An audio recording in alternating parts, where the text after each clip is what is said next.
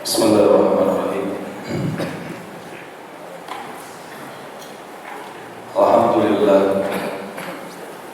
Alhamdulillahilladzi anzala 'alaina al-kitaba nuran yahdi man yasha'u min ibadihi wa yudhillu bihi man yasha'u min ibadihi. Faman yuridillahu an yahdiyahu yasrah sadrahu lil Islam wa may yurid an yudillahu yaj'al sadrahu dayyiqan harajan ka'annama yas'adu fis sama' kadzalika yaj'al Allahu rijsa 'ala alladhina la yu'minun. Asyhadu an la ilaha illallah wahdahu la syarika lah na'buduhu wa nasta'inuhu wa huwa 'ala kulli syai'in wakil.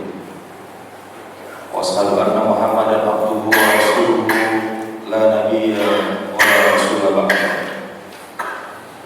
Arsalahu Allahu bil huda wa dinil haqq wa bil kitabil hadi wa bis sayfin nasir liyudhhirahu 'ala dini kulli walau karihal musyrikun wa kafa billahi shahida. Allahumma salli wa sallim wa barik ala nabiyyina Muhammadin wa ala alihi wa sahbihi ajma'in wa ala alladziina tabauhum bi ihsanin ila yaumiddin wa ala kulli mujahidin fi sabilillah rabbil alamin. Amma ba'd, fa ya ayyuhal jami' rahimakumullah, usikum wa iyya nafsi bi taqwallahi wa ta'atihi la'allakum tuflihun. Kama marana Allah ta'ala fi kitabihil karim. Bismillahirrahmanirrahim. Ya ayyuhalladzina amanu taqullaha wa qulu qawlan sadida yuslih lakum a'malakum wa yaghfir lakum dhunubakum wa man yuti'illaha wa rasulahu faqad faza fawzan 'azima. Allahumma arhamna bil Qur'an fa inna asdaqal hadithi kitabullah wa khairal hadi hadi Muhammad sallallahu alaihi wasallam wa sharral umuri muhdatsatuha fa inna kulla muhdatsatin bid'ah wa kulla bid'atin dhalalah wa kulla dhalalatin fin nar. Hadirin para jamaah sekalian yang kita semua sungguh sangat mengharapkan ridho dan rahmat Allah Subhanahu wa taala. Dengan izin dan rahmat Allah Subhanahu wa taala kita masih diberikan kesempatan untuk bisa menunjukkan kedudukan ketaatan kita kepada Allah, melaksanakan salat berjamaah, dan kita diberikan kesempatan pula untuk bisa melaksanakan tafaqquh fiddin, memahamkan diri kita tentang dinullah, di mana dinullah adalah nikmat anugerah yang sangat penting bagi manusia selain nikmat fisik dan material untuk membebaskan diri kita dari kesesatan, dari kerusakan hidup, mencapai kebahagiaan hidup di dunia dan di akhirat. Maka kita wajib mensyukuri nikmat dinullah ini dengan cara kita mau mempelajarinya, mau memahami, dan mau mengamalkannya. Para jemaah sekalian, insyaallah kita akan bahas pada kesempatan kali ini satu pembahasan sangat fundamental, sangat prinsipil, yaitu beberapa perbedaan prinsip antara akidah Ahlus Sunnah dengan pemahaman Murji'ah dan Khawarij. Rasulullah SAW bersabda di dalam hadis riwayat Imam Ahmad, "Sataftaraqanna ummati ila 73 firqatan, sittani wa sab'ina fil nar wa wahidatun fil jannah. Man hum ya Rasulullah? Hum al-jamaah."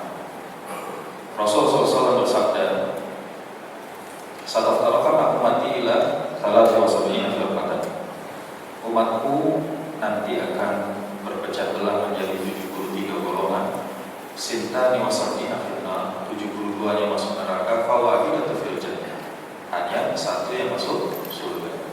Man hum ya Rasulullah? Siapa itu ya Rasulullah yang masuk surga? Hum al-jamaah, mereka itu adalah al-jamaah. Para ulama menjelaskan tentang hadis ini. Pertama, kata 73 itu tidak, sebagian ulama tidak mengartikannya secara harfiah, tapi diartikan banyak. Karena sebagian para ulama menjelaskan kata 7 ini sering muncul di dalam dalil, ya. Allah Subhanahu wa taala menciptakan 7 lapis langit. Kalau kita berinfak itu akan dibalas seperti orang menanam satu butir biji tumbuh menjadi 7 tangkai, setiap tangkai 100 bulir, jadi dilipat gandakan 700 kali lipat. Orang yang mati syahid itu bisa menyelamatkan 70 keluarga dekatnya. Dia akan dinikahkan oleh 72 bidadari. Di arsy itu ada 70.000 malaikat yang selalu sholat dari Baitul Ma'mur. Angka 7 itu selalu muncul. Maka sebagian para ulama mengartikan, ada yang mengartikan itu menandakan sebenarnya artinya banyak. Ya, kayak orang Indonesia. Orang Indonesia itu kalau ngomong begitu, kamu hartanya nggak habis 7 turunan gitu. Artinya apa?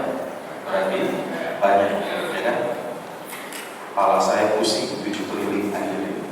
Apa maknanya? Sangat pusing. Jadi sebagian para ulama menjelaskan 7 itu artinya banyak. 72-nya masuk neraka. Para ulama menerangkan ada yang masuk nerakanya kekal, ada yang tidak. Itu tergantung kesalahan. Nah, sementara yang satu yang nggak mampir-mampir, tidak perlu mampir masuk neraka, hanya satu saja, itu al-jannah. Dalam hadis yang lain, hadis riwayat muttafaqun alaih, Imam Bukhari dan Muslim, Rasulullah bersabda, "Famaya ismikum min ba'di", siapa di antara kalian yang hidup sepeninggalku nanti, fasayara khilafan katsira, kalian akan lihat perselisihan yang akan sangat banyak, muncul perselisihan. Maka solusinya Rasulullah mengatakan apa? Fa'alaikum bisunnati wa sunnatil khulafaur rasyidin al-mahdiyyin alaiha bin nawajib. Maka kembalilah kepada sunnahku dan sunnah khulafaur rasyidin, pegang sunnah itu dengan gigi geraham kalian, gitu ya. Nah, dari sinilah para ulama kemudian mengajarkan bahwa ajaran yang selamat itu siapa? Yang mengikuti sunnah Rasulullah dan sahabat. Maka kemudian muncul istilah ahlus sunnah. Ya, termasuk tadi, siapa itu yang selamat yang satu? Hum al-jamaah.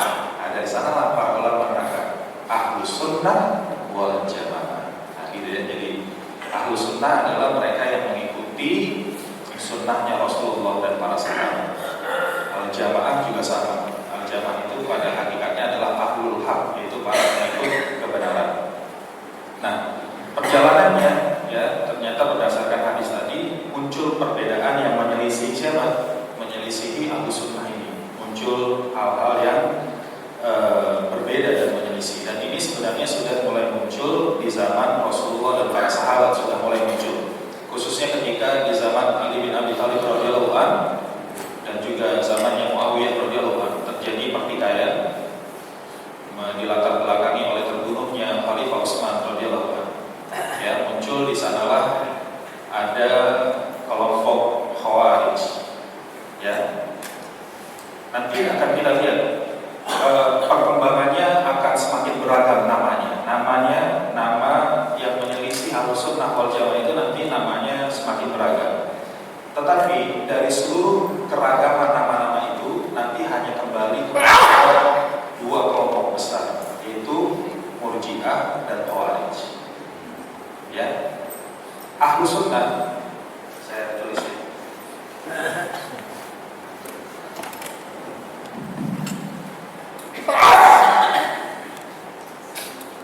Jadi yang pertama adalah ahlus sunnah.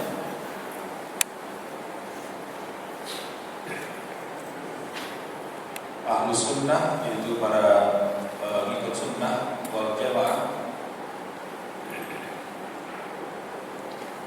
Pemahaman ahlus sunnah ini, para jamaah sekalian, pemahaman ahlus sunnah adalah pemahaman yang bersifat tawassut. Tawassut itu artinya pertengahan. Pertengahan antara Murji'ah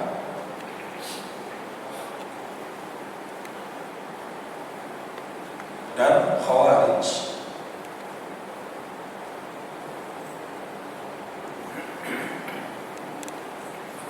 Jadi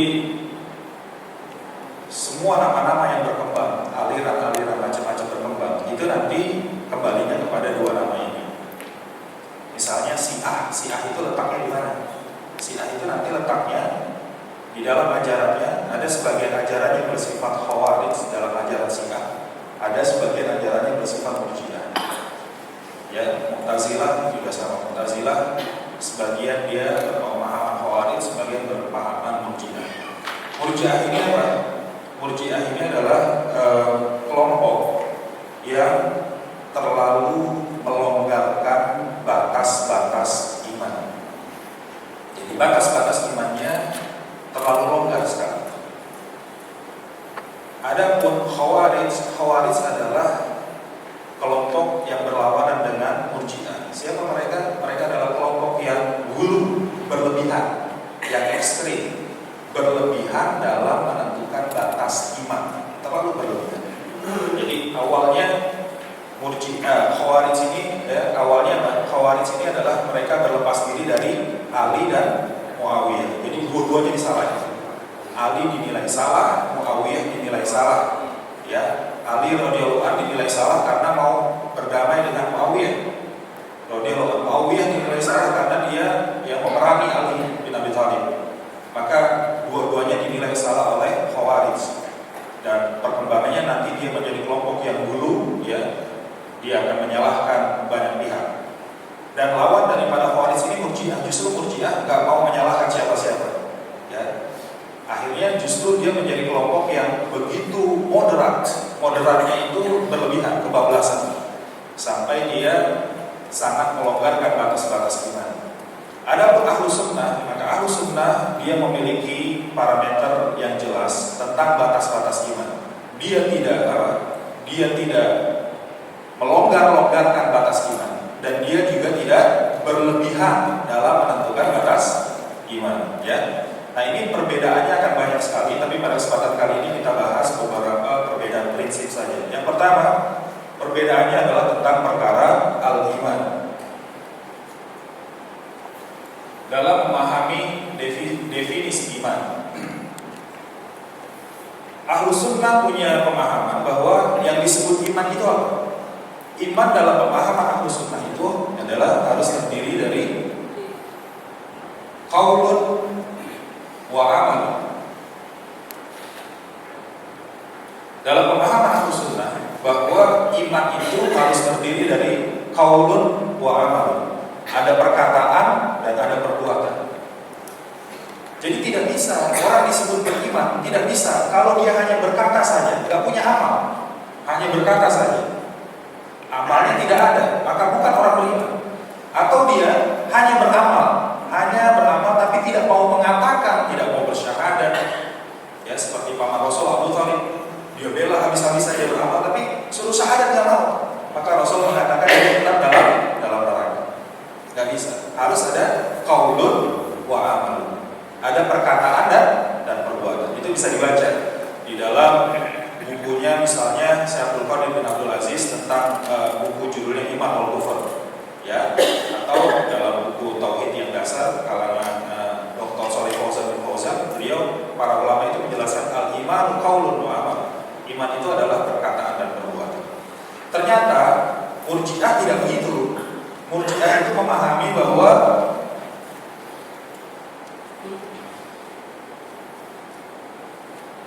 al-imanu qaulun.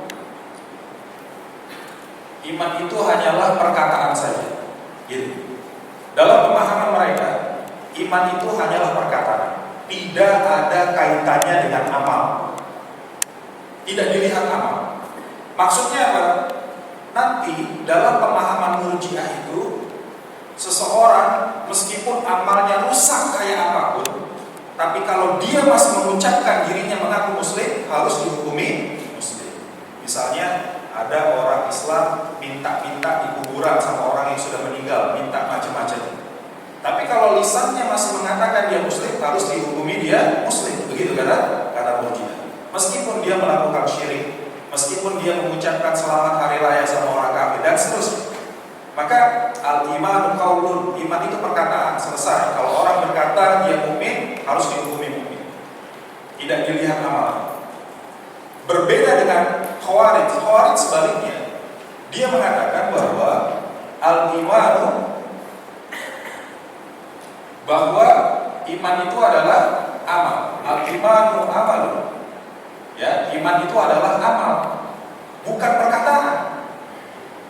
Jadi dalam pandangan Khawarij, orang mau berkata jutaan kali sekalipun mulutnya, mau berkata sebanyak apapun, itu tidak dinilai al-iman amalun. Iman itu adalah amal. Jadi yang dilihat adalah amal, perbuatan, bukan perkataan. Ya, sehingga karena Khawarij menilai bahwa iman itu adalah amal, maka dalam pandangan Khawarij orang itu tidak boleh salah sedikit pun amalnya. Amalnya nggak boleh salah. Ketika seseorang melakukan kesalahan dalam perkara amal, meskipun salahnya bukan salah yang besar, bukan salah yang prinsip, maka tetap akan dihukumi kafir. Misalnya ada orang makan minum pakai tangan kiri, ya, makan minum pakai tangan kiri, benar apa salah? Salah. Tapi kata Khawarij bukan cuma salah, kamu kafir. Karena iman itu apa? Iman itu amal, kata dia. Jadi amal itu nggak boleh salah. Bayangkan. Jadi itu pertama perbedaan mendasar. Bagaimana Khawarij hanya menilai, Murji'ah hanya menilai iman itu hanya dilihat dari perkataan, tidak melihat perbuatan.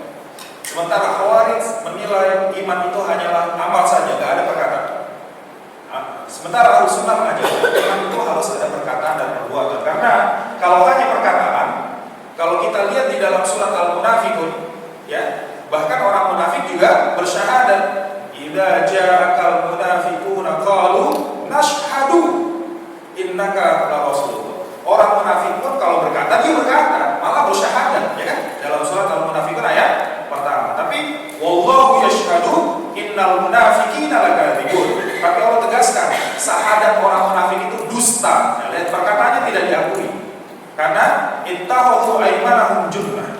Karena orang munafik itu menjadikan sumpahnya hanya sebagai perisai untuk menutupi kekafiran. Maka tidak bisa kalau hanya perkataan. Juga tidak bisa di sini dikatakan iman itu hanya amal. Ketika orang salah amalnya, misalnya salah yang tadi yang tidak prinsip, ya, maka dia dikafirkan juga tidak boleh. Karena nanti kita lihat lawan daripada iman adalah al-kufru. Nah, maka di dalam pemahaman al-kufru maka kemudian juga menjadi berbeda. Kapan seseorang itu jatuh dalam kekafiran dalam pandangan Ahlus Sunnah? Ya. Orang itu beriman kalau dia memenuhi perkataan dan perbuatan. Dia berkata kemudian berbuat. Adapun orang akan jatuh dalam kekufuran, di mana Ahlus Sunnah membagi al-kufru itu menjadi dua, ya, yaitu ada kufur asghar, yaitu ada kufur kecil, kemudian ada kufur akbar.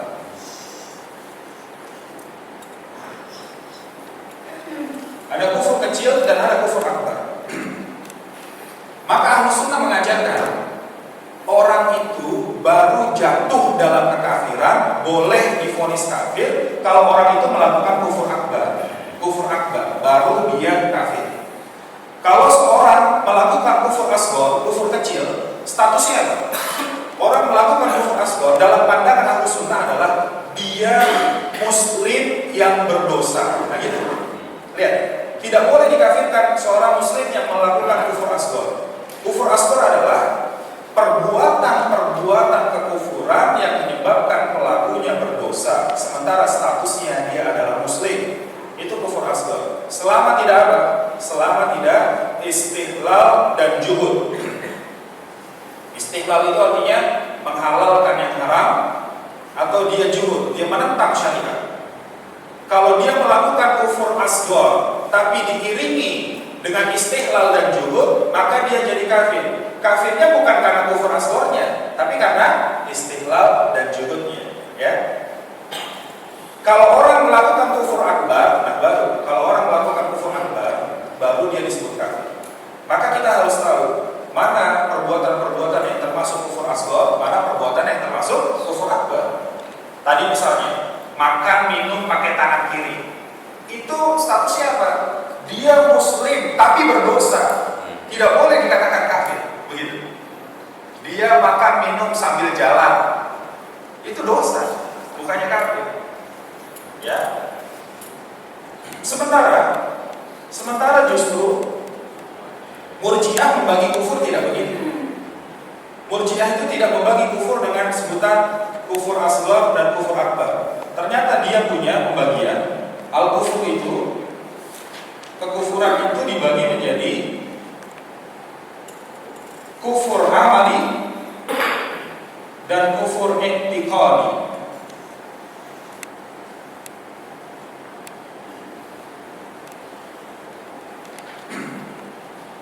Dalam pandangan Murji'ah, kekufuran itu dibagi menjadi kufur amali dan kufur i'tiqadi. Apa maksudnya? Ada kufur amali itu adalah perbuatan kufur yang ditinjau dari sisi perbuatan. Ya, itu namanya kufur amali. Kufur i'tiqad, kufur yang disertai dengan keyakinan. Maka dalam pemahaman Murji'ah, kalau orang melakukan perbuatan kekufuran yaitu kufur amali tapi tidak disertai keyakinan, maka tidak boleh dihukumi kafir. Orang itu baru dihukumi kafir kalau melakukan kekafiran disertai dengan keyakinan. Nah, ini aneh, sangat aneh. Ya, padahal kita Ahlus Sunnah diajarkan apa? Innama nahkumu bil-dhahir. Kita itu diajarkan menghukum orang itu berdasarkan zahir, bukan berdasarkan batin. Siapa yang bisa menilai batin orang? Ya, ketika orang melakukan sebuah kesalahan, dia meyakini atau tidak, siapa yang bisa menilainya? Maka Rasulullah SAW menegur siapa? Khalid bin Walid radhiyallahu anhu dan Usama bin Zaid radhiyallahu anhu. Ketika terjadi pertempuran, dua orang ini ternyata membunuh orang yang sudah bersyahadat. Dan kasus ini disampaikan kepada Rasulullah memanggil mereka. Kenapa? Kenapa kamu bunuh orang yang sudah bersyahadat? Apa jawab Usama dan Khalid? Ya Rasulullah, dia pura-pura ya Rasulullah syahadatnya supaya kita nggak bunuh aja. Oh gitu. Kenapa kamu tidak belah sekalian dadanya biar kamu tahu isi hatinya?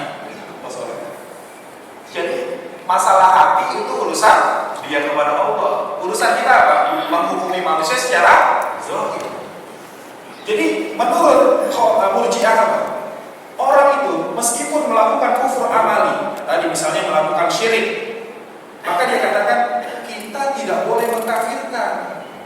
Kita harus tahu dulu dia melakukannya dengan penuh keyakinan atau sebenarnya dia menolak itu hatinya. Ini satu hal yang janggal, ya. Coba misalnya ada orang asing masuk ke rumah orang Murji'ah. Ada orang Murji'ah di rumahnya, dimasuki sama orang asing. Ada orang asing masuk ke rumah orang Murji'ah, ngebawa apa? Barang-barangnya bawa TV, barang-barang. Dihukumi apa coba? Akan dihukumi apa? Maka orang Murji'ah pun akan menghukumi, wah ini maling ini. Padahal kata malingnya kalau minta, tar dulu, siapa tahu saya cuma mau pinjam doang, saya balikin lagi. Kamu kan gak tahu hati saya apa, gitu harusnya. Tapi giliran, kalau perkara itu dia tidak hubungi hati, kamu zohirnya bawa barang-barang saya, gitu. Kan curang namanya, tidak konsisten, ya. Dan itu adalah sesuatu yang sulit. Kita tidak menghukumi hati manusia. Ya maka kita menghukumi seseorang itu adalah berdasarkan zohirnya. Itulah kenapa sebabnya Rasulullah SAW menghukumi pamannya sendiri, ya. Abbas radhiyallahu anhu dihukumi apa? Dia harus menebus dirinya sebagai tawanan. Karena faktanya apa? Zohirnya Abbas itu ada di pasukan musuh, ya. Ketika terjadi Futuh Mekah, Rasulullah menyerang kota Mekah, Abbas ada di pihak musuh. Padahal, ya Abbas itu melakukan karena dipaksa sama orang kafir. Maka Abbas berkata, ya Rasulullah, kenapa engkau perlakukan aku seperti orang kafir? Aku dijadikan tawanan dan harus menebus diriku untuk membebaskan. Aku kan muslim. Rasul katakan, iya kamu di pihak mereka. Selesai. Urusan hati kamu pada Allah Subhanahu wa Ta'ala. Gitu. Lihat. Jadi innama nahkumu bidzahir. Kita menghukumi manusia itu berdasarkan zahir, bukan batin. Dan itu sesuatu yang sulit, ya menghukumi batin manusia. Adapun Khawarij tidak mengatakan begitu. Kufur itu cuma satu, kata dia. Al-kufur itu cuma satu. Apa? Kufur akbar. Gak ada dalam istilah Khawarij kufur asghar, tidak ada. Kufur itu cuma satu, kufur akbar. Maka kesalahan apapun dihukumi kafir. Nah, gitu. manusia, kalau dia salah, hukumnya cuma satu, kufur akbar. Tidak ada orang itu dikatakan berdosa, maka dia hukumnya kafir. Nah, sementara Ahlus Sunnah, para jamaah sekalian, Ahlus Sunnah mengajarkan kita, kalau orang melakukan kesalahan, maka harus dilihat dulu kesalahannya. Ya, kesalahannya itu kesalahan apa? Sehingga apakah dia pantas dihukumi kafir atau tidak? Kufur akbar ini diantaranya adalah, silahkan nanti kalau ke toko buku cari buku judulnya Pembatal Keislaman. Ya, misalnya yang ditulis oleh Syekh Muhammad bin Abdul Wahab yang masyhur, Pembatal Keislaman itu ada 10 poin. Atau di dalam buku kitab tauhid juga ada, cuman pembahasannya sangat ringkas. Kalau yang ditulis oleh Muhammad bin Abdul Wahab itu ada perincian yang agak lebih terperinci. Ada 10 pembatal keislaman. Nah, nawaqidul iman, nawaqidul Islam atau nawaqidus syahadah, ya, pembatal iman, pembatal Islam atau pembatal syahadat, itulah dia termasuk perkara kufur akbar. Kalau orang melakukan itu, maka dia batal imannya. Seperti apa? Syirik. Kemudian apa? Membantu orang kafir untuk memerangi kaum muslimin, itu batal imannya. Atau sihir dan perdukunan dan seterusnya, ada 10 poin. Tapi di luar itu bisa jadi dia kufur asghar, dan itu tidak boleh orangnya dihukumi kafir. Misalnya apa? Membunuh, mencuri, minum minuman keras, berjudi, berzina, dan seterusnya. Maka kalau orang melakukan itu di dalam pemahaman Ahlus Sunnah, maka orangnya dihukumi apa? Dia muslim tapi dia berdosa. Gitu, ya? Dia muslim yang berdosa karena dia melakukan apa? Dia melakukan dzambun kabair atau dzambun ma'asi. Dia melakukan dosa besar atau hanya dosa maksiat. Kecuali dari istiqlal dan juhud. Tapi kalau melakukan dzambun mukaffirah, dosa kafir, baru dihukumi kafir. Itu harus paham, harus cermat. Jadi kapan orang itu masih beriman dan kapan tidak, itu ada batasannya. Maka dengan telitinya, Ahlus Sunnah bahkan mengajarkan kita ada bab namanya mawani'ut takfir. Ya, ada bab namanya mawani'ut takfir. Mawani'ut takfir itu artinya hal-hal yang menghalangi manusia. Hal-hal yang menghalangi manusia untuk tidak boleh divonis kafir. Ada perkara yang dia menjadi penyebab sehingga seseorang tidak boleh divonis kafir.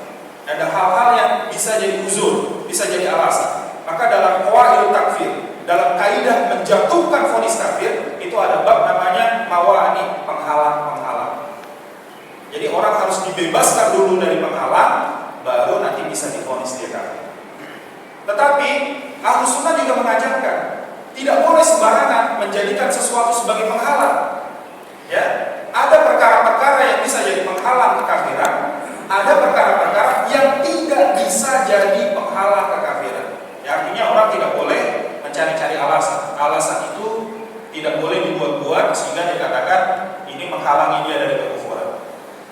Ahlus Sunnah mengatakan perkara yang tidak boleh, perkara yang tidak boleh dijadikan penghalang, ya, yang tidak boleh dijadikan alasan untuk tidak mengkafirkan. Apa? Satu adalah al-jahlu wal istihza, kebodohan dan bersenda gurau. Ya, al-jahlu wal istihza, kebodohan dan senda gurau tidak boleh jadi alasan untuk tidak mengkafirkan seseorang. Nah, lihat. Kita bahas yang tidak boleh dulu sebelum yang boleh. Sebelum sesuatu itu dikatakan sebagai penghalang, apa saja yang boleh jadi penghalang, kita bahas yang tidak boleh dijadikan sebagai penghalang dulu. Yaitu pertama al-jahlu. Al-jahlu artinya kebodohan. Maksudnya apa? Apakah seseorang itu melakukan kufur akbarnya karena dia tahu atau tidak? Itu tidak boleh jadi alasan. Tidak bisa kita katakan nggak boleh kita vonis dia kafir, kan dia belum tahu. Tidak, salah. Coba, kalau ada orang makan minum pakai tangan kiri, kita lihat, langsung kita nilai salah atau kita, kan dia belum tahu apa begitu. Bagaimana kita menghukumnya? Ketika ada orang makan minum pakai tangan kiri, akan kita hukumnya apa dia? Salah, selesai. Kamu salah, gitu. kamu berdosa, makan minum pakai tangan kiri. Baru kita tanya, kenapa begitu? Baru kita tanya, ya kan? Tapi akan kita hukumi. Kita tidak melihat dulu dia tahu atau tidak. Ketika orang melakukan itu, maka al-jahlu tidak bisa jadi uzur. Tidak bisa jadi uzur, nggak boleh kita hukumi, kan dia belum tahu. Dasarnya apa? Perhatikan surat An-Nisa ayat ke-17. Di dalam surat keempat, surat An-Nisa ayat ke-17, Allah Subhanahu wa taala menjelaskan, A'udzubillahi minasyaitonir rajim. Innamat taubatu 'ala Allah lil ladzina ya'maluna su'a bi jahalatin tsumma yatubuna min qarib. Ya, di dalam surat An-Nisa ayat ke-17, innamat taubatu 'ala Allah, taubat yang diterima di sisi Allah. Taubat itu apa? Apa artinya taubat? Asal katanya dari kata taba, artinya dia kembali dari kesalahan untuk kembali menjadi benar. Taubat yang diterima di sisi Allah yang bagaimana? Innamat taubatu 'ala Allah lilladzina yaqbaluna su'a, yaitu bagi orang-orang yang melakukan sebuah kesalahan bijahalatin, meskipun dia melakukan kesalahannya karena kebodohan. Nah, perhatikan di sini. Ya. Jadi, meskipun orang itu melakukan salahnya karena tidak tahu, karena dia jahil, tetap dihitung salah dan dia tetap harus bertobat. Maka al-jahlu tidak bisa jadi alasan untuk menghalangi. Makanya saya sering bilang, kita nggak boleh nyaman jadi orang awam, nggak boleh. Ya, kita harus gelisah. Karena yang masuk surga nggak ada orang awam, ya. Yang masuk surga itu orang berilmu. Rasulullah bersabda, "Man mata wa huwa ya'lam annahu la ilaha illallah dakhala al-jannah." Dalam hadis riwayat Muslim. Rasulullah bersabda, siapa yang mati dalam keadaan mengilmui tentang syahadat, maka dia masuk surga. Jadi dia ilmu syahadat, bukan cuma dia ucapkan. Jadi yang masuk surga itu orang berilmu, nggak ada orang awam. Makanya kita nggak boleh malas belajar, ya, nggak boleh malas belajar. Persoalan nanti ketika kita meninggal, ilmu kita sudah sempurna atau belum, itu urusan Allah. Yang penting kita berusaha semaksimal mungkin, ya kan? Karena para ulama, para jamaah sekalian, kalau kita baca tadi bab yang saya sebut dengan nawaqidul iman, pembatal iman, ya, Syekh Muhammad bin Abdul Wahab memasukkan salah satu pembatal iman itu apa yang disebut dengan al-iqrar, yaitu berpaling dari agama Allah. Maksudnya apa? Tidak mau belajar, tidak mau memahami, dan tidak mau mengamalkan Islam. Itu imannya batal. Itu sampai. Makanya al-jahlu tidak bisa jadi uzur. Kenapa orang berpaling dari agama Allah imannya batal? Iya, karena coba aja kita lihat. Kita sudah belajar aja kadang-kadang masih salah, ya.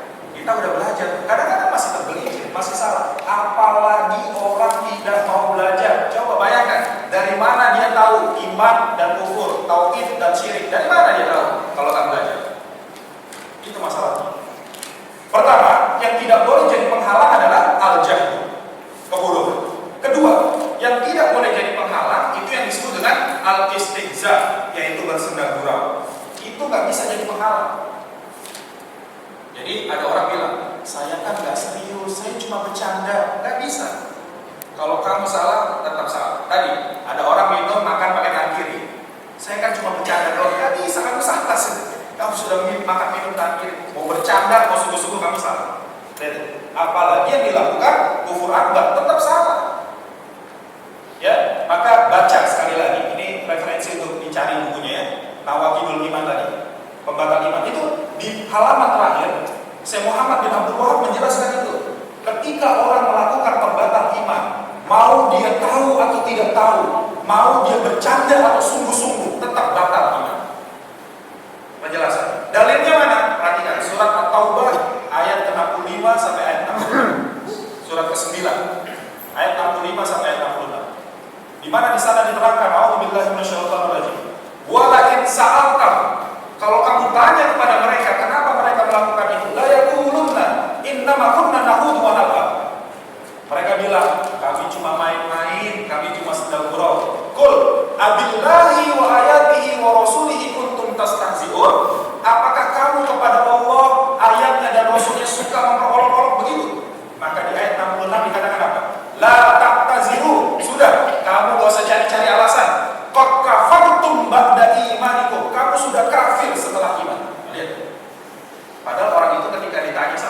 kenapa kamu begitu? Saya cuma bercanda ya Rasul, saya nggak sungguh-sungguh. Itu ada kisah. Ketika mereka menghujat, mencaci maki para khawari, penghafal Quran. Mereka bilang, nggak ada orang paling pelit, paling penakut, paling rakus kecuali para penghafal Quran. Dia ngomong begitu. Ketika diadukan sama Rasulullah, kenapa kamu bilang itu? Saya cuma bercanda ya Rasul. Sudah turun ayat ini. Surat At-Taubah ayat 45 sampai 60. Sudah kamu la taqtadiru, kamu gak usah cari-cari alasan. Qad kafartum ba'da iman, kamu sudah kafir setelah beriman.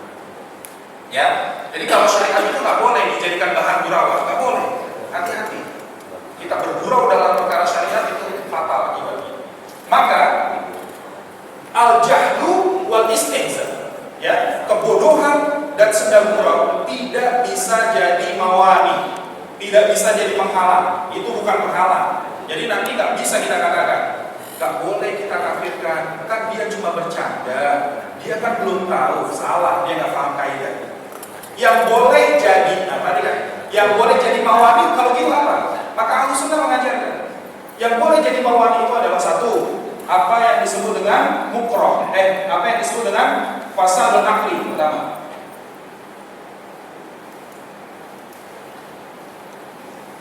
Yang pertama, yang bisa menjadikan alasan untuk menghalangi seseorang tidak boleh dikafirkan adalah adanya fasadul akli, rusaknya akal, akalnya rusak, tidak berfungsi dengan benar. Ya, makanya kalau kita belajar fikih selalu dibahas syarat mukallaf, ya kan? Syarat mukallaf. Siapa mukallaf?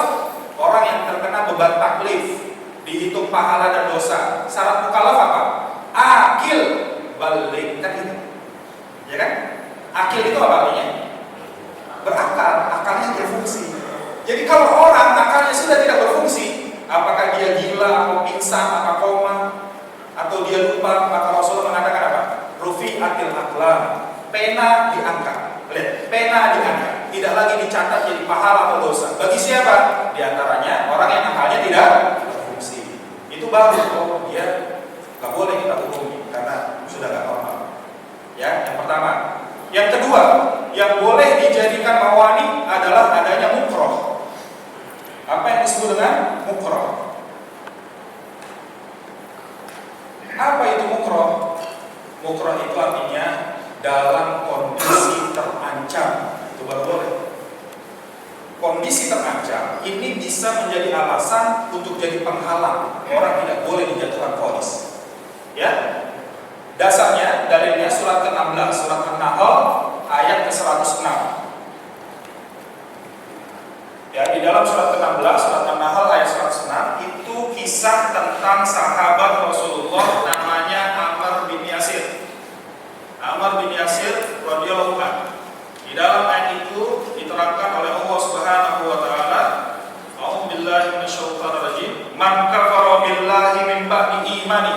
Siapa yang kafir setelah dia beriman? Siapa yang kafir kepada Allah setelah beriman? Illa man ukriha, kecuali orang yang dipaksa untuk kafir. Wa qalbuhu mutmainnun bil iman, sementara hatinya dia tetap iman. Yang seperti itu akan dimaafkan. Kecuali man saraha bil kufri sadra, kecuali orang yang dadanya lapang secara sukarela melakukan kekafiran, maka fa'alaihim ghadabun min Allah. Orang seperti itu akan dapat murka dari Allah, walahum adzabun alim, dan dapat siksa yang keras. Jadi kalau orang dalam keadaan terpaksa, mukroh. Mukrohnya apa yang dimaksud? Nah, ini juga harus paham. Nggak boleh secara sembarangan kita alasannya saya kan terpaksa. Terpaksa itu ada batasan. Yang dimaksud terpaksa ini apa? Kaidahnya adalah apa yang terjadi pada Ammar bin Yasir. Yaitu yang dimaksud terpaksa adalah terancamnya nyawa. Terancamnya nyawa yang dimaksud. Karena orang tua Ammar bin Yasir sudah dibunuh. Ya, bapaknya, ibunya dibunuh. Dan dia pun akan diancam dibunuh oleh orang kafir.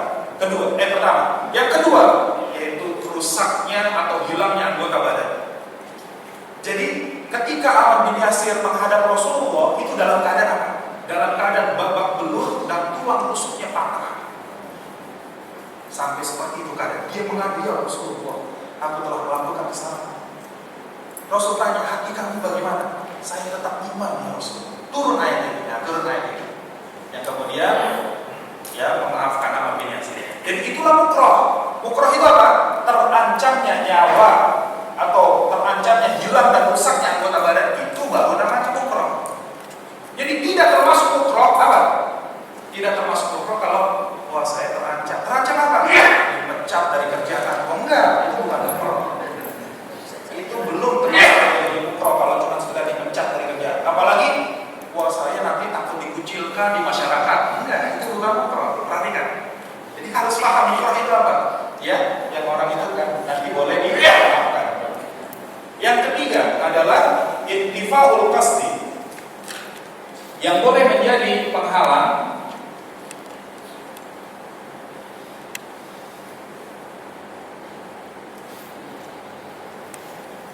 intifaul qasdi, yaitu adanya ya bahwa dia tidak bermaksud.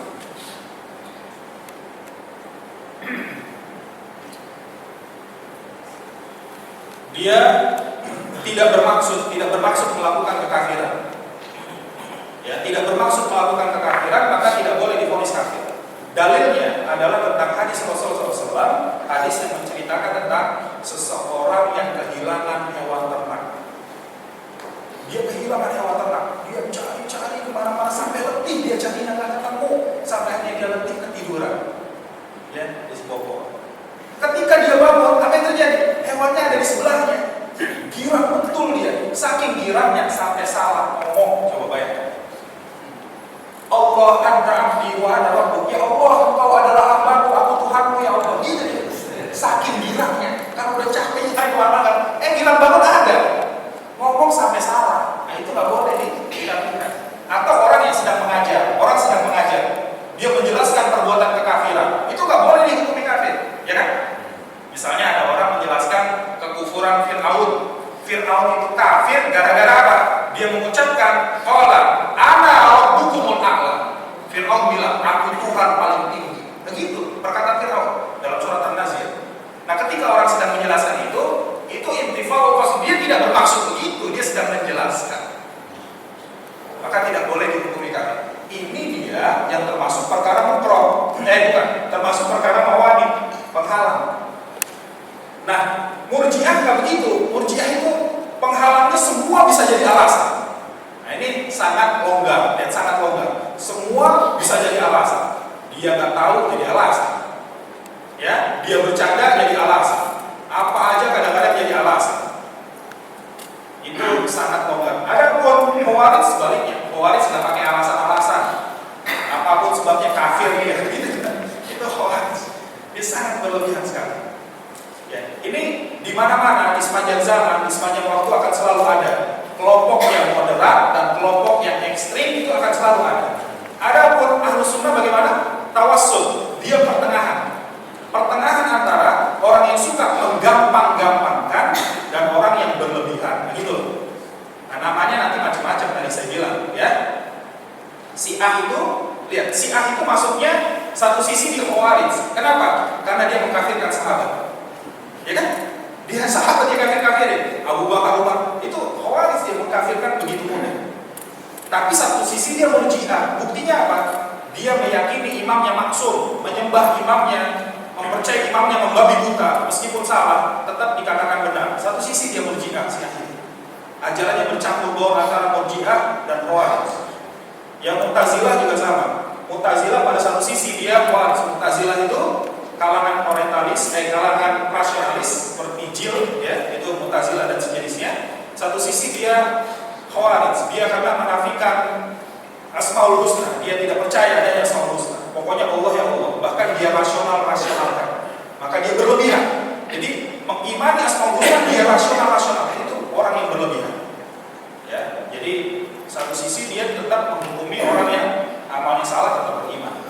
Jadi namanya nanti macam-macam. Ahmadiyah, ya, Ahmadiyah satu sisi imannya itu Murji'ah, tapi satu sisi dia Khawarij karena orang yang tidak masuk Ahmadiyah dihukumi kafir, gitu. Ya, semua akan kembali ke sana dengan nama yang berbeda-beda. Maka kita harus mengenal perbedaan prinsipnya. Dan kita, para jamaah sekalian, kemudian kita juga tidak boleh gegabah. Kita tidak boleh gegabah. Tidak boleh sembarangan menuduh orang Khawarij. Kalau ini kayaknya ikut paham Khawarij, gitu kira-kira. Atau kita yang dituduh. paham Khawarij. Kita nggak boleh gegabah dan orang juga harus kita jelaskan biar dia tahu. Kalau kamu menuduh saya Khawarij, jelaskan apa yang kamu pahami tentang Khawarij. Itu dulu. Kadang-kadang yang menuduh juga nggak ngerti. Kamu ini Khawarij karena kamu suka mengkafir-kafirkan orang, gitu katanya. Oh gitu. Oh, karena saya suka mengkafirkan orang. Kamu tahu nggak? Takfir dalam Islam itu ibadah. Memvonis kafir dalam Islam itu ibadah. Kenapa? Baca bukunya Syekh Muhammad bin Abdul Wahab tadi yang saya katakan pembantah Islam. Di poin pembantah Islam yang ketiga, Syekh Muhammad bin Abdul Wahab mengatakan apa? Siapa yang tidak mengkafirkan sebuah kekafiran atau ragu dengan kekafiran atau membenarkan kekafiran, maka dia kafir. Jadi memang takfir itu dalam Islam ibadah. Kita tidak boleh tidak mengkafirkan kekafiran atau ragu atau membenarkan kekafiran. Cuman Ahlus Sunnah itu mengajarkan mana yang boleh dikafirkan, mana yang tidak. Kalau sesuatu jelas-jelas kafir, kita tidak boleh tidak mengkafirkan. Kalau Anda tuduh saya Khawarij karena saya takfiri, kamu paham nggak? Takfir menurut konsep Ahlus Sunnah apa? Kan gitu, ya kan? Takfir menurut konsep Murji'ah apa? Kamu ngerti nggak? Kadang-kadang dia nggak ngerti. Pokoknya dia bilang kamu suka kafir-kafirin orang. Nah ini kita harus tuliskan. Ada dua hal yang harus kita pahami dalam vonis takfir, dalam qawaid takfir, dalam kaidah mengkafirkan. Ada dua hal yang berbeda antara memvonis dan menjatuhkan konsekuensi hukum. Itu dua hal yang berbeda para jamaah sekalian. Ya, antara memvonis kafir dan menjatuhkan konsekuensi hukum. Itu dua hal yang berbeda. Kalau memvonis, perhatikan, memvonis orang itu kafir itu tidak dilihat, dia tahu atau tidak, bercanda atau sungguh-sungguh. Tidak dilihat itu. Pokoknya kalau orang melakukan perbuatan kafir akan dihukumi kafir. Tapi kalau ingin menjatuhkan konsekuensi hukum, karena setelah vonis akan jatuh konsekuensi hukum. Itu kalau menjatuhkan konsekuensi hukum harus dibebaskan dari mawani. Gitu. Dibebaskan dulu dari mawani karena setelah vonis akan jatuh konsekuensi hukum. Apa? Lihat. Misalnya kalau orang melakukan kufur akbar, konsekuensi hukumnya adalah satu, batal pernikahannya, harus batal. Tidak bisa waris-mewaris, tidak boleh jadi wali, tidak boleh jadi imam, kita nggak boleh bermakmum kepadanya. Sembelihannya jadi haram, nggak boleh dimakan. Lihat, kalau dia mati dalam keadaan itu tidak boleh diurus dalam tata cara Islam, tidak boleh dikuburkan dalam kuburan muslim. Itu kalau orang melakukan kufur akbar, itu konsekuensi hukum. Tapi sebelum jatuh konsekuensi hukum, orang harus dibebaskan mawani. Tanya dulu, kenapa kamu begitu? Nah, gitu. Kamu akalnya lagi sehat kan? Kamu terancam kan? Nah, gitu. Kamu bermaksud begitu kan? Tapi kalau vonis tidak melihat itu. Nah, ini kadang-kadang orang salah paham. Jadi, kenapa memvonis itu tidak dilihat bercanda atau tidak? Ya, dia tahu atau tidak? Kenapa tidak dilihat itu? Justru kita langsung mengatakannya itu dalam rangka untuk menyelamatkan manusia, bukan dalam rangka untuk mengkafir-kafirkan orang. Salah, pahami? Ya, justru ketika kita katakan kamu dosa makan minum pakai tangan kiri, justru kita mengatakan itu untuk apa?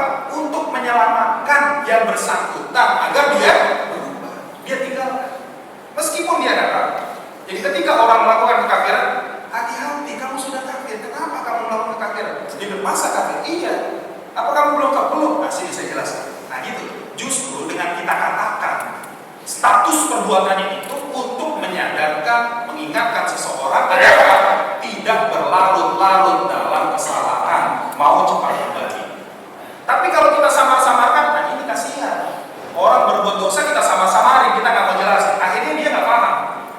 Ya, jadi bedakan antara memvonis dan menjatuhkan konsekuensi hukum. Itu menjatuhkan konsekuensi hukum harus orang yang punya ilmu dan juga mahkamah syariah. Ya, termasuk memvonis sebenarnya harus punya ilmu. Ya, nggak bisa dia sembarangan. Karena siapa yang sembarangan menghukumi orang itu kafir juga kafir. Nggak boleh sembarangan menghukumi kafir, ya, karena akan yang menuduh jadi kafir, tapi tidak mengkafirkan sebuah kekafiran juga kafir juga. Nah itulah Ahlus Sunnah, dia tawassul, yang tidak berlebihan dan tidak melonggar-longgarkan. Jadi kalau ada orang bilang, kamu ini kayaknya paham Khawarij, dari mana kamu bilang saya Khawarij? Kamu kayaknya maunya bawahnya berontak aja sama penguasa, gitu deh kamu. Loh, Khawarij gitu berontak. Pelajari dulu sejarahnya. Khawarij itu berontak sama siapa? Khawarij itu pemberontaknya sama Ali bin Abi Thalib dan Muawiyah. Tidak mau tunduk kepada Ali dan Muawiyah. Ali dan Muawiyah adalah orang Islam yang menegakkan syariat. Perhatikan. Maka Khawarij tidak mau tunduk, jelas dia salah, dia batil. Tapi kalau sama pemimpin yang tidak menegakkan syariat, ya memang nggak boleh taat. Nah gitu loh. Ini harus kita luruskan karena kadang-kadang orang suka sembarangan sembrono memberikan tuduhan ini. Faktanya apa? Silakan pelajari sejarah. Ibnu Taimiyah memerintahkan untuk menggulingkan Tartar. Perhatikan. Ibnu Taimiyah memerintahkan agar menggulingkan Tartar. Padahal Tartar itu Muslim. Apa sebabnya?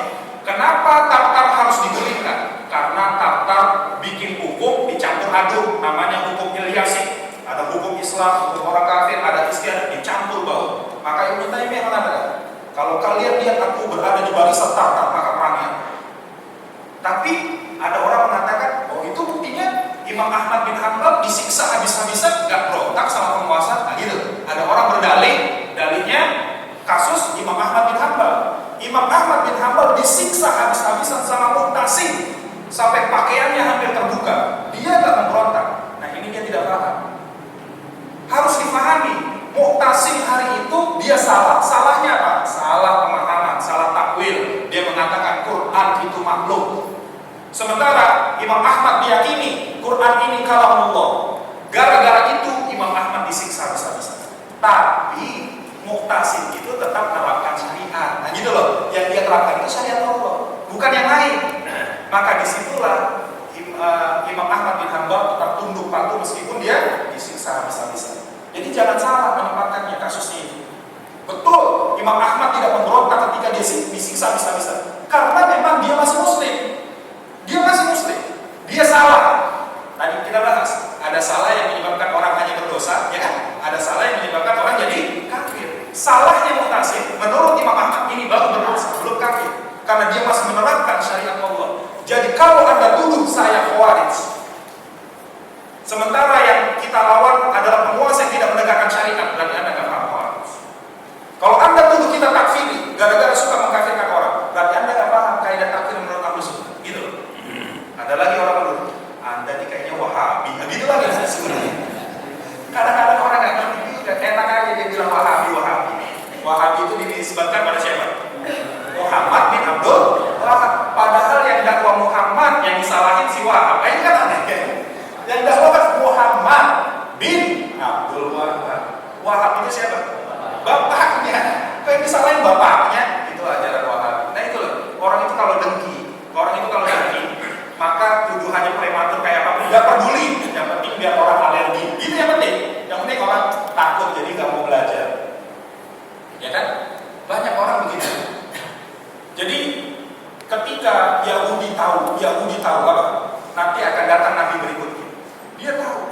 Tapi ketika nabinya bukan dari kelompoknya, muncul dengki kesel. Maka dia hujat, dia habis-habis dia tuduh dengan tuduhan macam-macam. Nah, ketika dakwah tauhid ini berkembang, dakwah tauhid dan sunnah berkembang, ini orang-orang yang cinta syirik, cinta kuburan, ahli bid'ah gak suka sama dakwah tauhid dan sunnah, dituduh dengan tuduhan macam-macam, meskipun tuduhannya prematur sekali, gak peduli. Nah gitu, jadi orang kalau dasarnya bukan ilmu, dasarnya kedengkian, lihat bentuk tuduhannya pasti prematur. Nuduh Khawarij lah, nuduh takfiri lah, tapi dia sendiri gak ngerti. Sebut-sebut ISIS, padahal ISIS sudah bubar, gak ada, masih aja disebut ISIS. Itu orang kemana akalnya? Coba belajar yang benar. Faktanya, gak ada, ISIS itu sudah gak ada, masih aja disebut ini kelompok ISIS. Nah, ISIS sudah bubar, udah gak ada. Gitu loh ya. Jadi jangan kita karena kebencian kita, perhatikan, karena kebencian kita menyebabkan kita jadi gak adil menilai sesuatu. Gitu loh. Boleh silakan, kalau ada salah, tapi yang cermat, yang teliti, itulah Ahlus Sunnah, tawassul. Dia teliti Ahlus Sunnah itu, tidak gegabah sembarangan, tidak juga over, berlebihan, gitu. Dia dalam menilai punya kecermatan. Nah dari sini nanti berkembang perbedaan-perbedaan yang lebih besar lagi, ya. Awalnya dari perbedaan iman wal kufur dan bagaimana menempatkan iman dan status kekufuran. Aku qouli hadza fastaghfirullah li wa lakum wa lisa'iril muslimin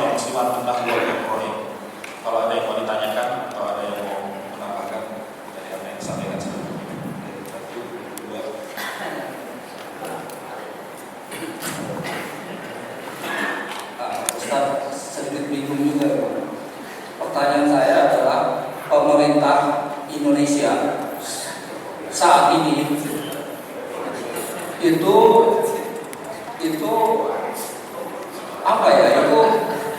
Itu apa gitu? Apakah kita perlu ikutin dia gitu? Karena ada sebagian orang lah pemerintah apalah itu nggak usah ikut gitu, bukan ini gitu.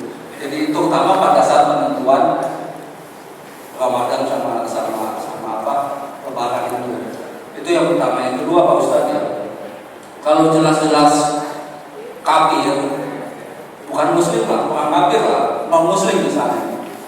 Kalau kita bilang, ada yang bilang dia jangan dibilang kafir, itu kan tadi bilang kafir.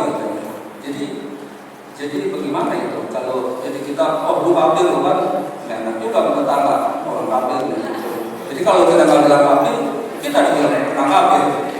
Salah selama kamu ya salah serba salah gitu. Bilang kafir salah, nggak bilang kafir salah. Mohon menjelaskan saja. Ya, jazakumullah khairan. Satu lagi Pak, silakan. Sekalian nanti.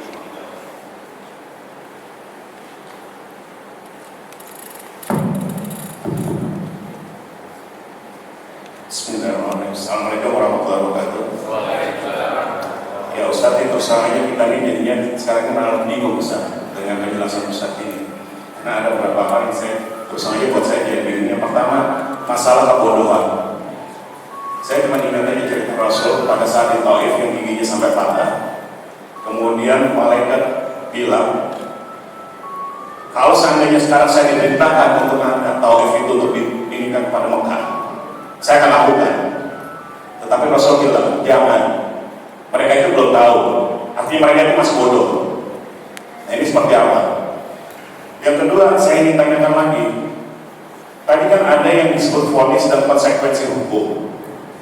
Pada kenyataannya sekarang itu banyak kita ini sendiri, bahkan yang namanya ustaz-ustaz itu memberikan vonis itu sehingga menimbulkan suatu kebencian.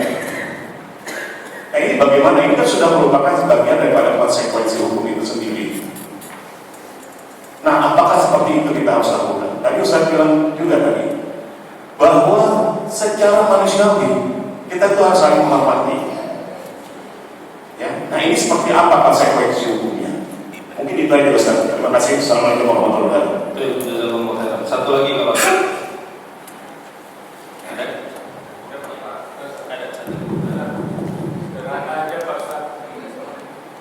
Assalamualaikum warahmatullahi wabarakatuh. Saya ulang balik nanya, tapi saya bingung Ustaz. Sederhana sih mungkin pertanyaannya. Yang disalahkan Ustaz ini akidah. Ya, terus Bapak Ustaz tadi menyatakan tauhid. Terus Ustaz tadi nyatakan iman. Apa sih Pak itu dan apa kaitannya? Wis dasar-dasar aja saya tanya. Assalamualaikum warahmatullahi wabarakatuh. Waalaikumsalam. Saya jazakumullah khairan atas pertanyaan-pertanyaannya. Yang pertama tentang penguasa, ya. Di dalam Islam kita tahu bahwa kepemimpinan di dalam Islam itu dibahas secara spesifik, diatur secara spesifik di dalam Islam. Jadi perintah taat sama ulil amri itu kemudian tidak bersifat general, kemudian dibebaskan, silahkan mengartikan ulil amri masing-masing, tidak. Ternyata Islam memberikan Ahlus Sunnah memberikan batasan-batasan secara spesifik agar kita menjadi cermat.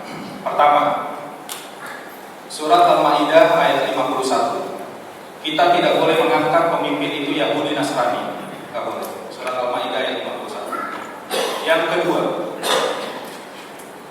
kedua adalah surat An-Nisa, surat yang keempat.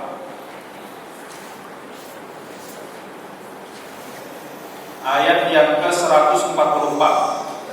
Tidak boleh mengangkat orang kafir sebagai pimpinan.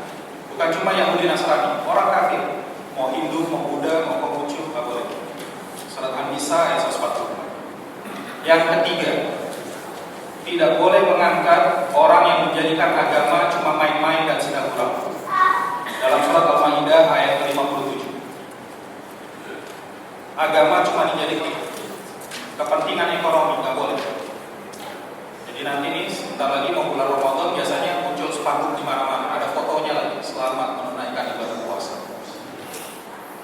itu kadang-kadang namanya tuh orang kafir bisa jadi, atau ada orang Islam lah ya, atau Nabi Selamat itu. Tanya, itu orang benar membela Islam atau apa? Atau cuma menjadikan Islam sebagai kepentingan ekonomi, politiknya, atau apa? Dalam surat Al-Maidah ayat 57 nggak boleh dijadikan pimpinan orang yang menjadikan agama cuma main-main dan sedang berdoa. Yang keempat, tidak boleh bahkan menjadikan pimpinan meskipun bapak kita sendiri, orang tua kita sendiri, orang Islam sendiri, tapi lebih cinta pada kekafiran daripada keimanan. Itu nggak boleh. Dalam surat At-Taubah ayat 33, ya nggak boleh. Meskipun dia orang Islam, tapi dia lebih cinta pada kekafiran daripada keimanan, itu nggak boleh diangkat. Yang boleh siapa? Yang boleh jadi pimpinan. Dalam surat Al-Maidah ayat 55 diterangkan, innama waliyukum, yang boleh jadi pimpinan kalian Allahu wa rasuluhu walladzina amanu. Hanya Allah, Rasulnya, dan orang beriman. Orang beriman yang bagaimana? Disebutkan, dijelaskan. Orang beriman yang alladzina yuqimunas shalah. Orang yang menegakkan sholat, menegakkan syariat sholat. Syariat sholat itu ditegakkan, bukan dilecehkan. Bukan kalau mau sholat silakan sholat, jangan sholat yang terserah dibiarin. Itu namanya melecehkan sholat. Yang menegakkan sholat, syariat sholat tegak, waktunya sholat, dibuat undang-undang wajib sholat dan seterusnya. Sehingga orang yang nggak sholat atau di bulan puasa nggak bisa orang sembarangan pagi-pagi masih muda makan di jalanan, tidak, dia harus tegakkan.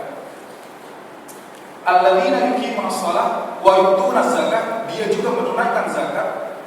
Bukan cuma zakat fitrah dan zakat mal, ada zakat pertanian, ada zakat perkebunan, ada zakat peternakan, ada zakat barang tambang, itu juga harus ditunaikan. Dan di ujung ayat dikatakan apa? Wa hum raqiun, dan mereka harus yang tunduk pada syariat. Nah, itu pimpinan kalian. Nah, jadi ya, itu yang pertama. Kita kembali ke situ, batasannya mana yang boleh, mana yang tidak. Yang kedua, kita lihat fakta, waqi'. Faktanya, ketika umat Islam mendesak kepada penguasa negeri ini, di setiap waktu umat Islam menuntut agar umat Islam di Indonesia diberikan kesempatan untuk menerapkan syariat Islam bagi umat Islam. Bahkan semenjak zaman kemerdekaan, dalam Piagam Jakarta sudah disebutkan. Terus perjuangan kaum muslimin terus berlangsung, minta agar diterapkan syariat Islam. Apa yang terjadi? Penguasa bertanya, Anda umat Islam jangan memaksakan kehendak ini. Anda nggak boleh memaksakan kehendak di negeri ini. Ini bukan negara Islam. Pernah dengar gitu kan? Itu sering diucapkan oleh penguasa. Ini bukan negara Islam. Itu udah terus terang, bayangkan. Sudah terus terang kok, penguasanya saja sudah terus terang. Ini bukan negara Islam. Ini negara Indonesia, bukan negara Islam. Jadi pahami. Maka bagaimana kita? Ya kita sebagaimana Rasulullah SAW ketika beliau ada di Mekah. Beliau pun ketika di Mekah dikuasai oleh sistem yang tidak tegak syariat, bertentangan syariat, ya kan? Apa yang dilakukan? Dia terus melakukan perubahan semaksimal mungkin. Dakwah yang malah menerangkan apa itu Islam, membangun kekuatan untuk menegakkan sistem Islam. Itu yang harus dilakukan. Kita tahu bahwa masih banyak yang belum selaras sistem. Bahkan jelas-jelas itu baru jadi calon, apa calon gubernur, apa calon presiden, apa calon wali kota, dalam kampanyenya saja sudah jelas-jelas kami tidak akan menegakkan syariat Islam. Itu ngomongnya. Bahkan tokoh Islam katanya cenderung orang Muslim, dia bilang apa? Islam bagi saya baju yang kesempitan. Gimana? Orang-orang seperti itu apa mau pasti dibela? Ya silahkan kalau mau bela, gitu kan? Jadi faktanya bahwa memang masih banyak yang belum selaras syariat Islam. Bagaimana? Ya kita, kewajiban kita untuk merubahnya. Seperti yang dilakukan oleh Rasulullah ketika Rasul masih berada di Mekah. Lihat, Rasulullah kerja keras yang malam, dakwah, terangkan Islam secara jelas, semaksimal mungkin. Kemudian apa? Bangun kekuatan untuk mempunyai kekuatan kaum muslimin untuk bersama-sama bisa menegakkan Islam. Itu yang pertama. Ya. Yang kedua tadi tentang ada orang Hindu, Buddha, atau bahkan orang yang melakukan kekafiran. Gak enak kan menyebut dia kafir, kita sebut aja non muslim gitu ya. Kayaknya terlalu kasar. Coba buka surat Al-Maidah ayat ke-72. Dalam surat Al-Maidah ayat ke-72 diterangkan, laqad kafara. Coba bayangkan bahasanya itu ya. Laqad kafara, sungguh telah kafir. Siapa? Alladzina qalu innallaha huwal masih ibnu Maryam. Orang yang berkata bahwa Allah adalah Isa bin Maryam, maka dia telah kafir. Gak ada bahasanya, cari dalam Quran. Laqad ghairul muslim, sungguh dia telah non Islam. Gak ada bahasanya. Itu bahasa Quran. Kalau kita katakan bahasa Quran kasar, ya berarti kita menuduh bahasanya kasar. Itu bahasa Quran. Bayangkan, ya kan? Kalimatnya jelas dalam Quran itu ada ayat Qul ya ayyuhal kafirun, ya kan? Ada nggak? Qul ya ayyuhal ghairul muslim, itu ada nggak? Nggak ada. Itu bahasa Quran. Itulah tauhid, itulah akidah. Jelas, hitam putih. Ya, nggak ada perbedaan. Supaya orang jelas berada di atas hak atau di atas batil. Justru tadi saya katakan, dengan kita mengatakan itu sebenarnya untuk semangatnya apa? Semangat untuk menyelamatkan orang, bukan semangat untuk membenci atau memusuhi tadi, sekaligus pertanyaan tadi.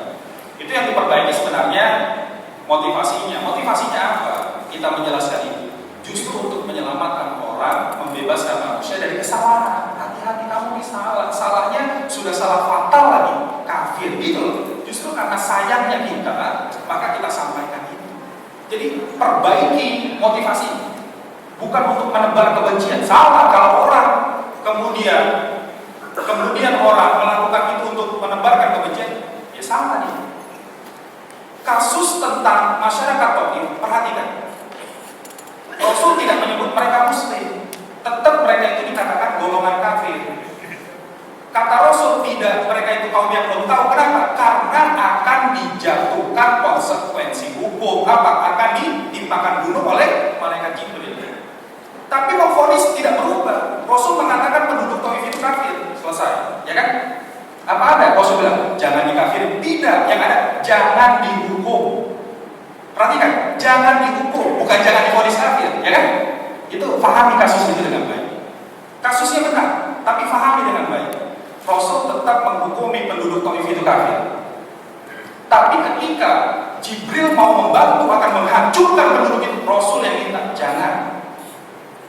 Itu karena apa? Karena akan menjatuhkan konsekuensi hukum.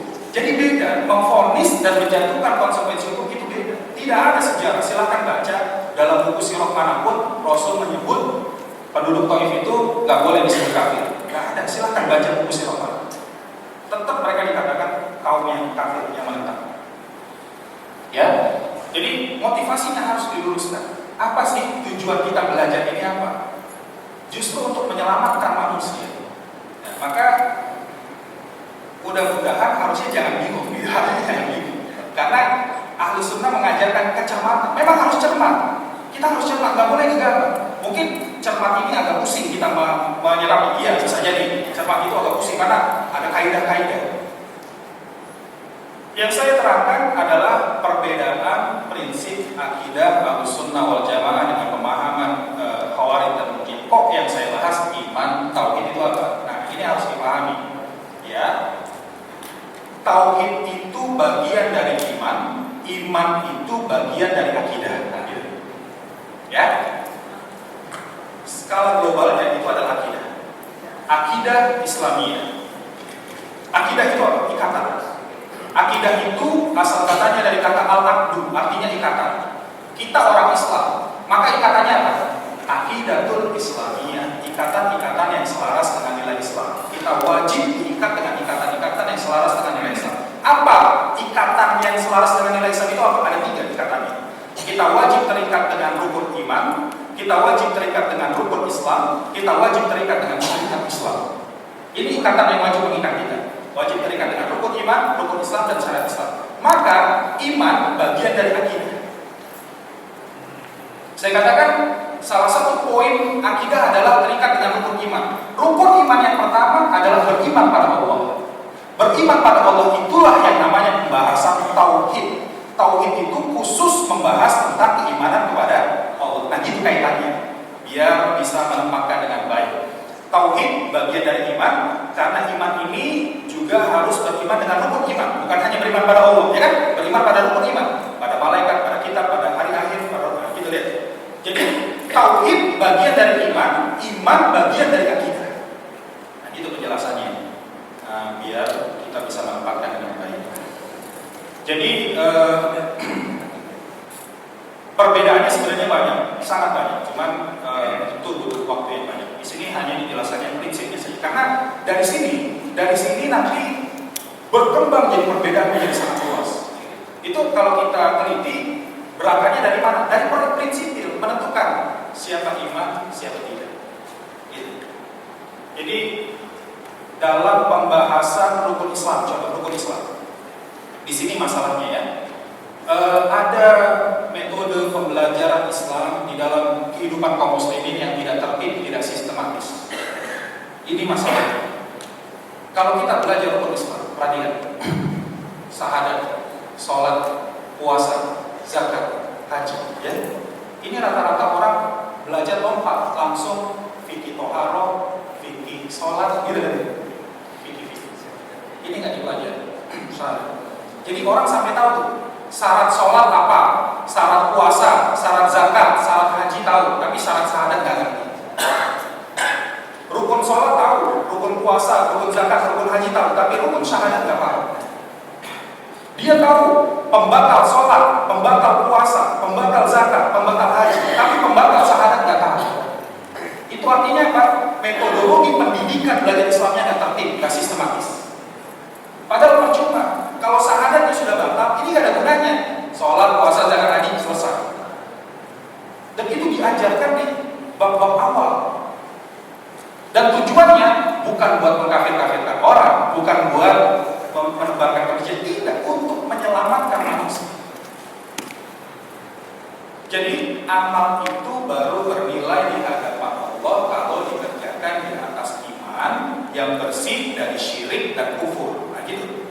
Karena kalau kita beribadah, iman kita terkotori dengan syirik dan kufur, apa yang terjadi? Lihat, kalau kita ibadahnya bercampur dengan syirik, maka dihapus seluruh amal soleh.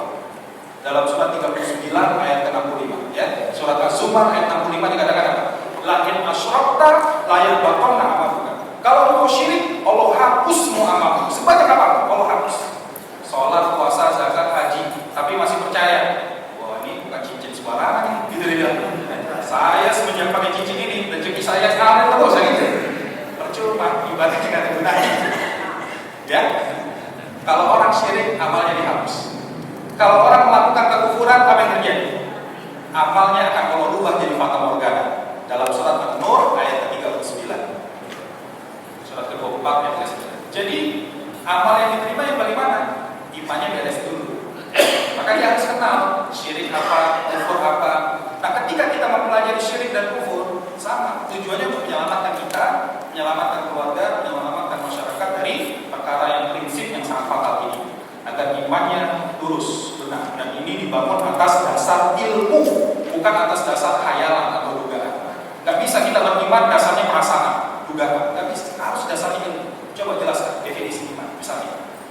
Apa batasan iman dan kafir? Apa batasan tauhid dan syirik? Coba jelaskan. Nah itu, begitulah hamba-hamba Allah yang diterima ibadahnya.